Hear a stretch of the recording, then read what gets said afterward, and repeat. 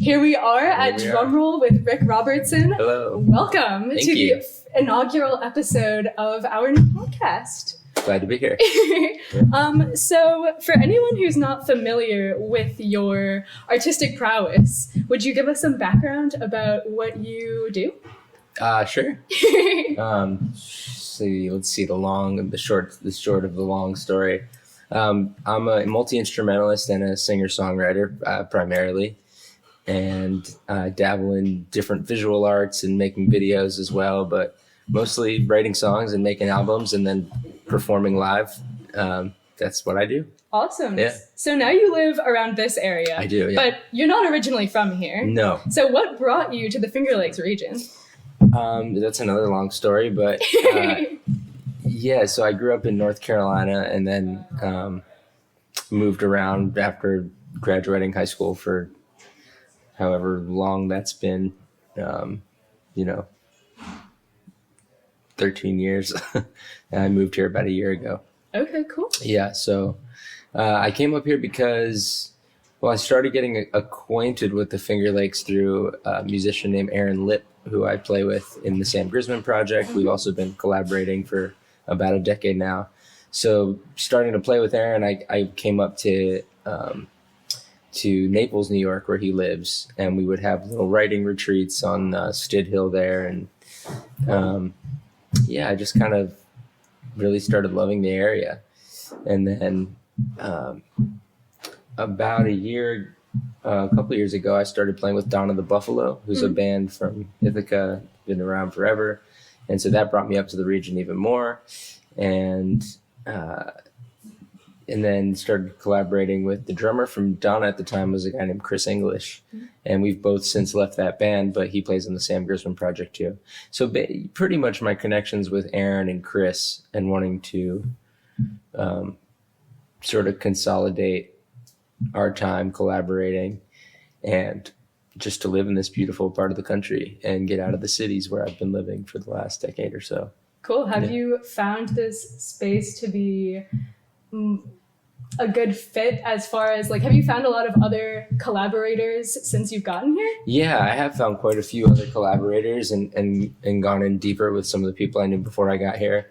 But also the main thing that's been great for me is just the time and space and the isolation. I tour a lot with the Grisman project. We've been super busy this year, 2023. Yeah. Playing over 100 gigs and traveling all the time to do that. So I get a lot of commotion and a lot of noise and it's great fun. But when I get home, it's really important for me to be alone and write. And so living out here has been really productive for me in terms of that, both with just staying creative and musically and with visual art and everything else, where solitude seems to be a crucial factor. Cool. Yeah, this is an amazing area to be able to really kind of get lost in nature and enjoy the quiet. And you're still not too isolated from hubs of activity. Absolutely not. No, Rochester is a great music scene, all the Finger Lakes, and there's a good amount of great musicians, but there's also just so much support for music, which has been excellent. And as you know, I hang out at Cosmic Charlie's a lot, which is a coffee shop here in Geneseo that our friends Jake and Piper own. And pretty early Best coffee in town. That's right. And we pretty early on we moved a piano in there, and so we've had I think 3 or 4 shows there that have been really successful, and we have one next week on November 25th.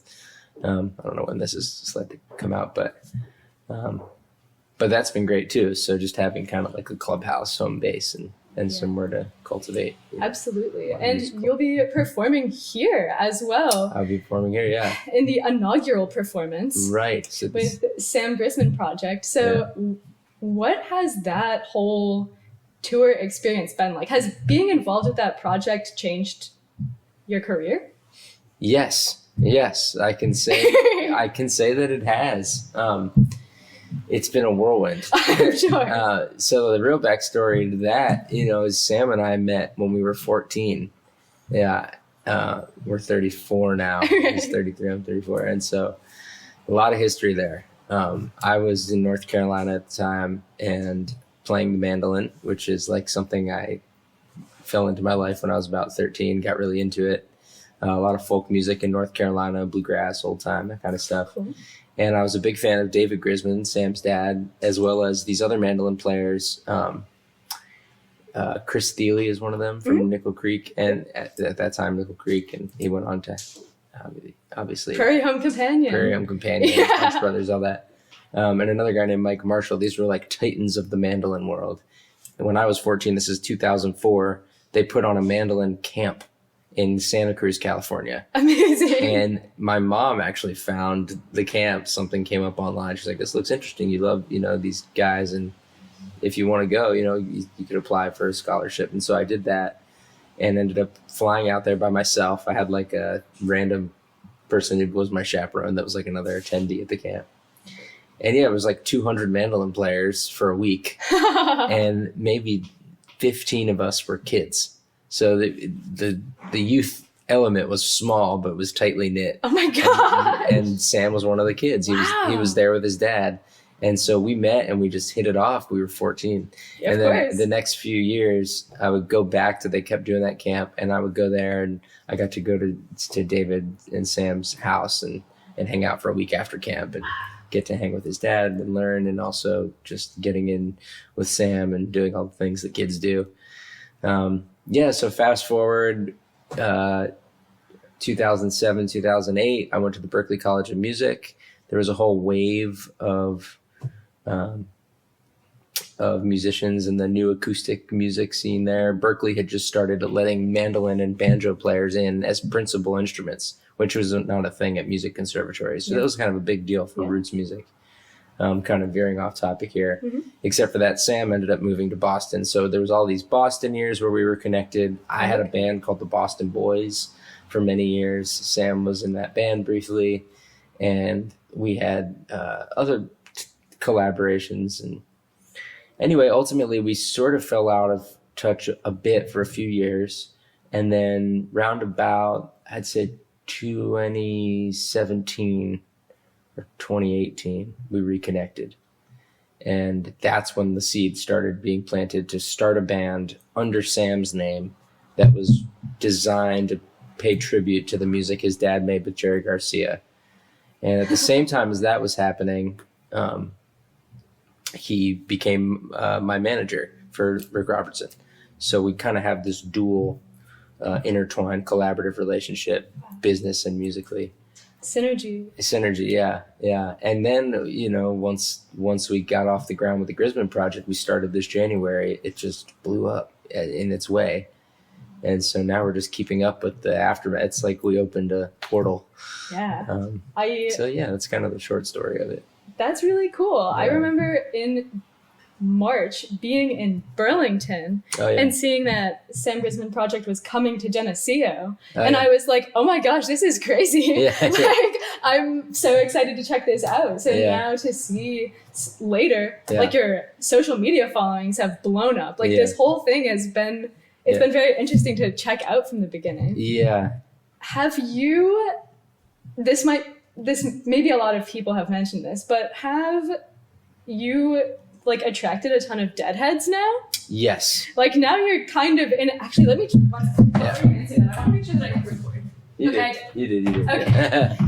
You can ask that question again if you want. Okay. Yeah. So, have you found yourself just as a deadhead magnet now? They kind of have that zealous passion. They do. It's a part of the whole thing, and it's amazing. They're really, in a lot of ways, you couldn't ask for a better community of people to play music for.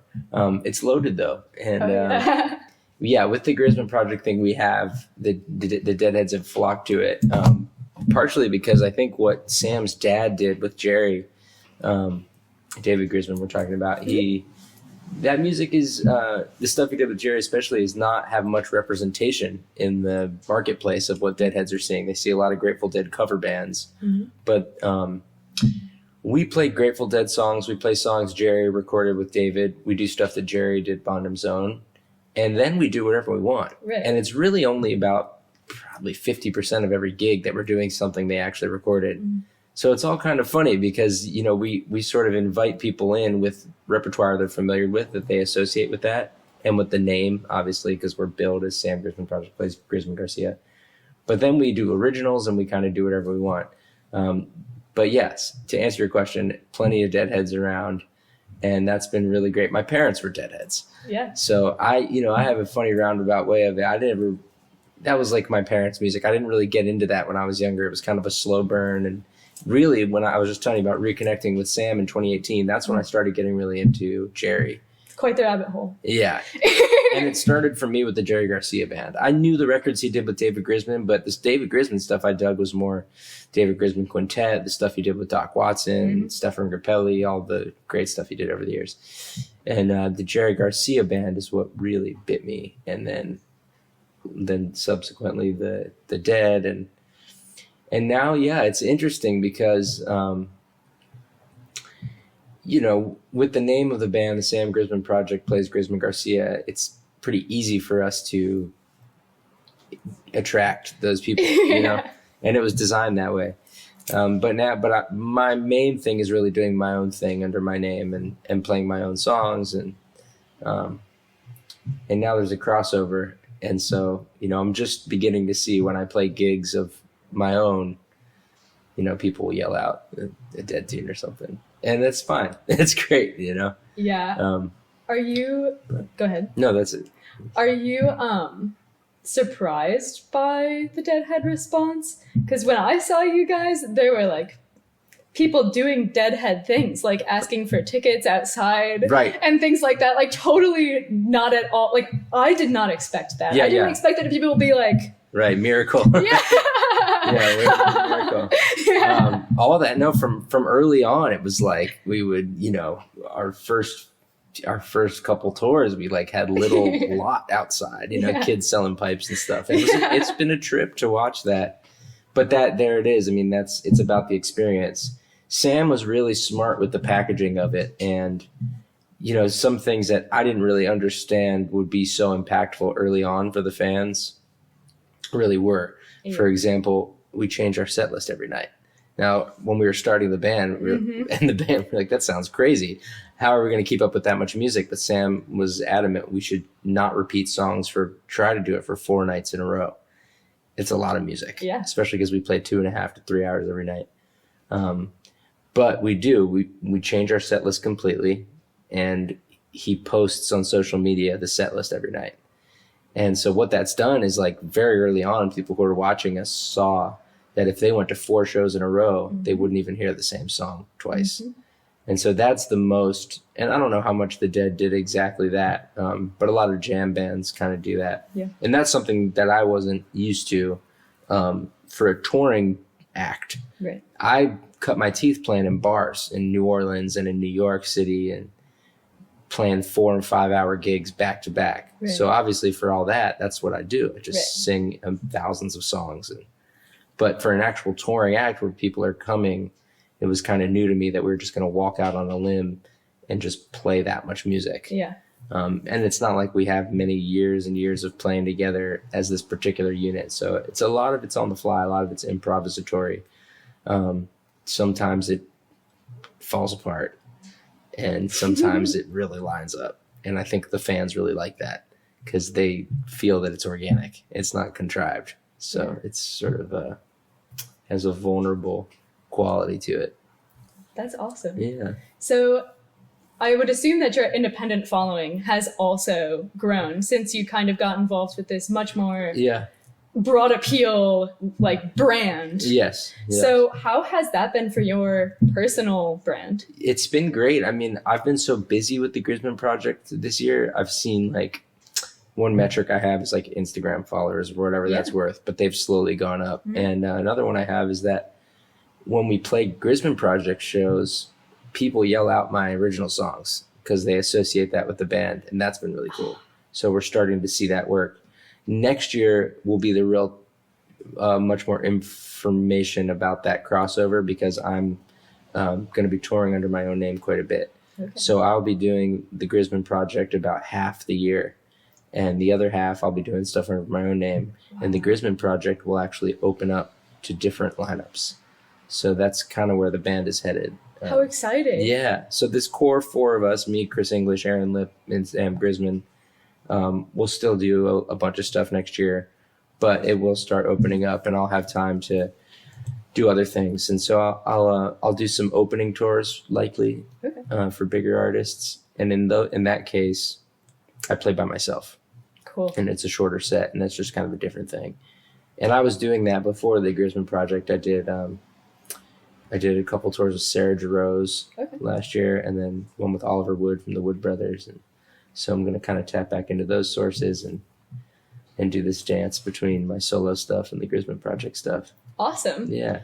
So your solo music has a very diverse genre base, I guess. There's a lot of mixing and matching. So you've got some funky, groovy, highly produced psychedelic stuff with Donnie Be Gone. And others that are just these very sweet, mellow, acoustic mandolin duets. So how have you managed that and delved into these new genres while not kind of overextending yourself? Right. It's a challenge, but also I think for me, more of the challenge is how to brand that. And then the bigger challenge is to not care about branding and to just do what I'm going to do. Or not to say to not care, but to like trust that the more I keep making things, the more I put myself out there, the more fans will catch on. Currently right now, if you go to my Spotify, the top track is a track from my solo record. It's like an Americana, indie, whatever pop song. The next track is a mandolin duet, instrumental. And that, I did no intention of that. It's just that I happened to make this duo mandolin record. That song happened to get it on a playlist. So that went to number 2. And the number 1 was a thing I did. So I think about it all, I've thought about it plenty, that people who find me probably listen to the first 2 tracks and have no idea, which isn't great for branding. I do have a new record that's about to come out that I think will, I think it's just persistence. I just got to keep making stuff and people will catch on. If you come to see a show of mine, it's not as all over the place as you'd think. You know, I have a ways of bringing people in, on the journey, but I'm not really going to put up walls for like what I want to explore. And, people like Sly Stone is equally as important to me as Townes Van Zandt or something. And I can't really like put blockers up for how those influences are going to express themselves. But yeah, I'm not easily classified into a genre. I hope that over time, writing is really an important thing, being a lyricist to me. And that's sort of a mode of my expression that I'd like for it to be translated, or transmitted in a consolidated way. But yeah, I can't help but be a little all over the place, I guess. It's the way to be. It's not all the same. It's very diverse. I've really been enjoying, once I learned, I was like, okay, if I'm interviewing Rick, I have to listen to all his music. Because I've done some interviews with other people before and just wanted to get it before talking to them and possibly being embarrassed. I was like, holy cow, this guy is not messing around. I'd seen you live several times, but I was very surprised by how heavily produced some of it was. Some of it is. It was cool though. So what, in contrast to what's kind of represented on your public facing digital music library, what is a show like?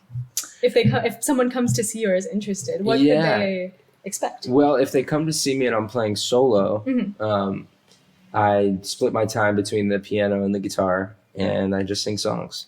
And mostly songs that are recorded on my records, and sometimes some different covers that I find interesting. But yeah, that's one version of what you would see.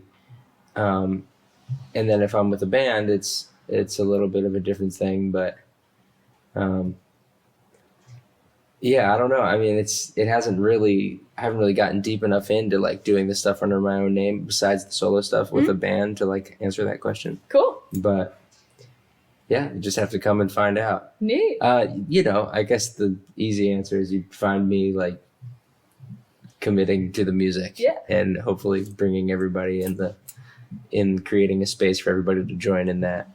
Awesome. Yeah. Cool. So you mentioned how important like lyrics and writing are to you. Yeah. And something that I noticed while listening to your songs is that a lot of your lyrics are witty or zany. Yeah. And where did you draw that inspiration from to kind of go for some of these funky, zany lyrics, as well as you have some very serious songs also? It kind of oscillates back and forth between like, sort of zany, I guess, and like really sad. Yeah. I don't know.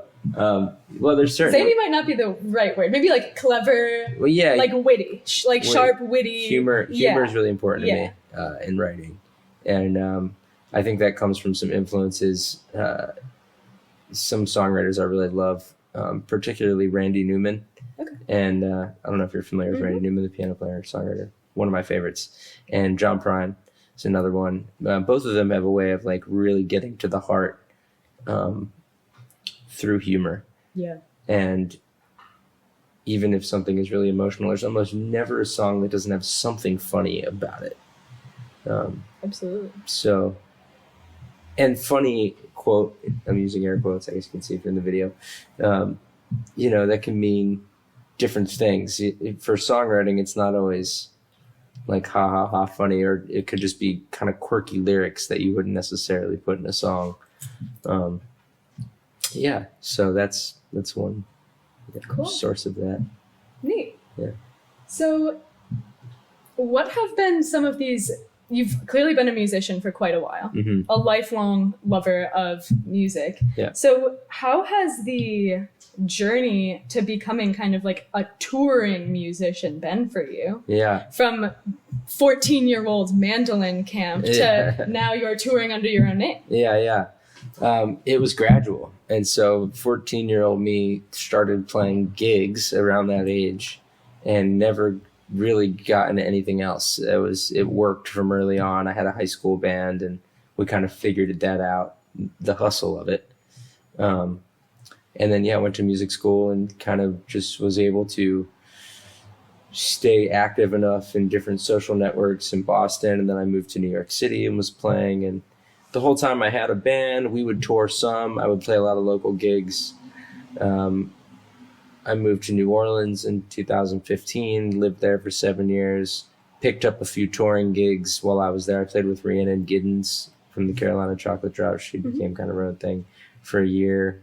That was my first like bus tour. So I don't know, I guess to answer your question, it's like it was coming in gradually. I was always playing gigs, so that's never changed.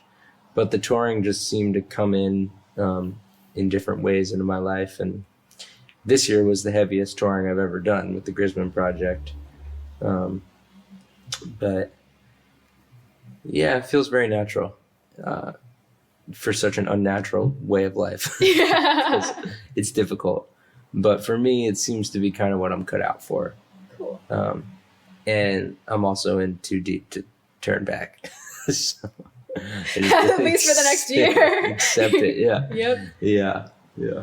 You mentioned that it is kind of an intense lifestyle that you found yourself in. Very what intense. Are some of, obviously everyone sees you up on stage and is just like, Rick is a natural. Yeah. This guy is so cool. Yeah. But there's a lot that people don't see, especially as a touring musician. So what are some of those challenges that you face throughout this? Everything that's not the stage is hard, because the nature of what we're doing is kind of crazy. It's like we have to work every night in a different city to make it work. Yep. And so that means traveling all day, and we have to get there usually at 2 or 3 o'clock. We're loading our own gear, at the stage of the game that we're in. Sound check, you get dinner, take out from some Thai place, eat it in the green room. Then we put on our little outfits and we go on stage. And like for everybody there, it's this significant thing. They worked all week. On Friday night, they got tickets to see us play, and now they're letting loose. And so we let loose with them. But in reality, what's happening with us is we worked all day to get up there. And when the show's over, we got to load up and get out to the hotel and go to the next place. So that creates this duality where like we're interacting with our audience every night, but they're in a different space than we are in that we're at work and they're at a party. And, this is what it's been for musicians forever. Yeah. And that can be costly for a lot of musicians. I mean, look at all the people who the road is swallowed up because of that. It's turbulent. And things like solitude is hard to come by. Self-care, if you're not really diligent, it can get easy to just slip into, drinking or eating poorly or whatever vices somebody might have. So getting older, and still pushing really hard with that lifestyle, forces you to really confront that about yourself. And that's a good thing if you can be active about it. Yeah. And I find it pushing me in really good ways.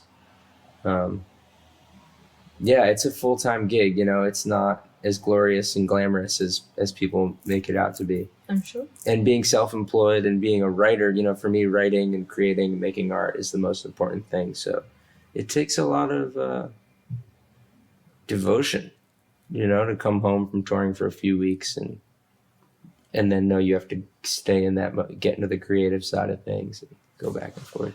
Yeah. So how have you been able, clearly you've navigated it and have come out on the other side and intend on continuing. So far. What do you do? Yeah, so far.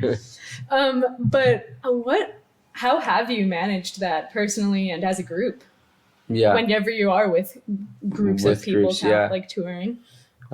Communication is really important. That's been something with the Grisman project that's been really cool, is to watch.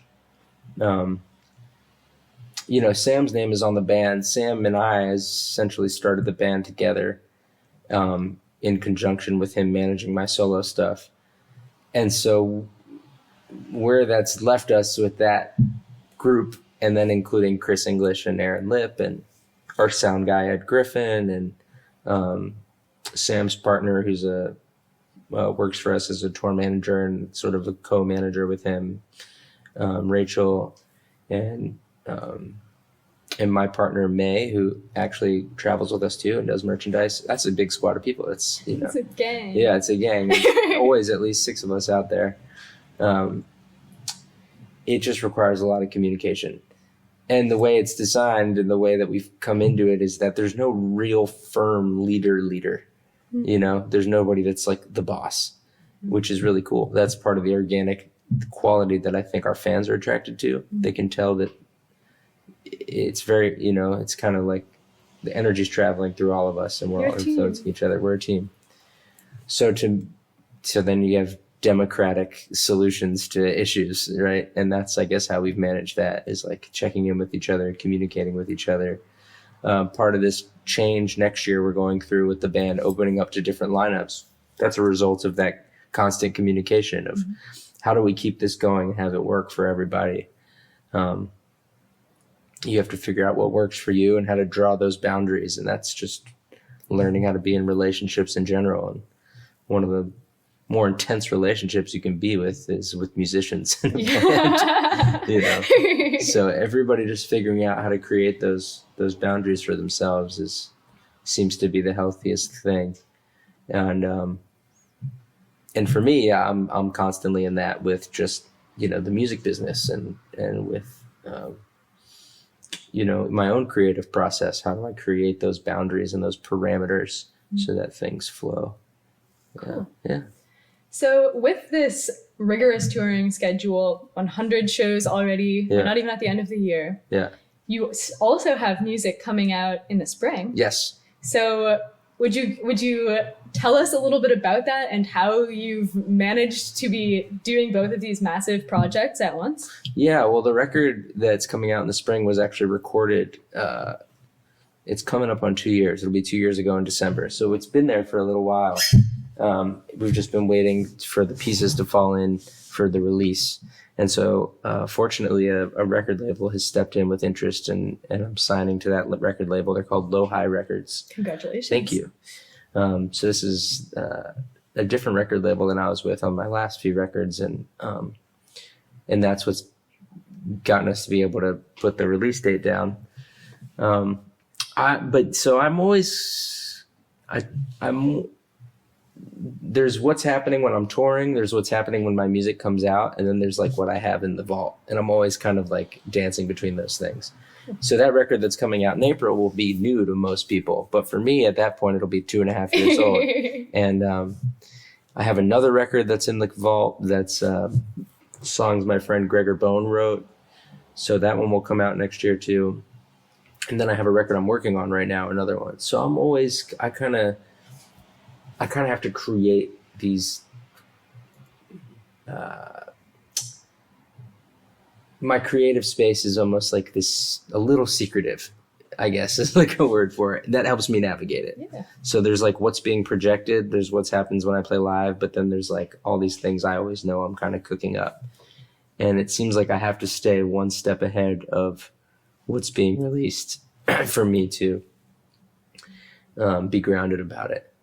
And that's been what's difficult about being on the road, is because when I'm touring, I don't really write very much.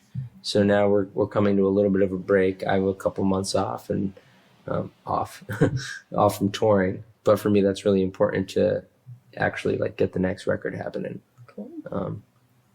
Yeah, I'm most happy when I'm making things, and I'm most happy performing live when I have new things I'm excited about. Cool. So it's just nurturing those different parts of the machine. Neat. Let me check to see how long we've been at this for. We're at 31 minutes. That was it. Okay, wow. Cool. So I hope that was good. I was sort of rambling. But no, that was great. Okay, cool. So thank you so much for sharing all of this delish information with us. Yeah. And we look forward to seeing you. Yeah. Do you have any closing messages that you would like to tell the people? Drumroll, yeah. Yeah. Well, come on out to Drumroll and come celebrate the New Year's with us. Yes. And be good to yourselves and be good to each other and keep on keeping on. All right. Yeah. Excellent. Thank you so much, Ric. Yeah. Thanks, Sarah.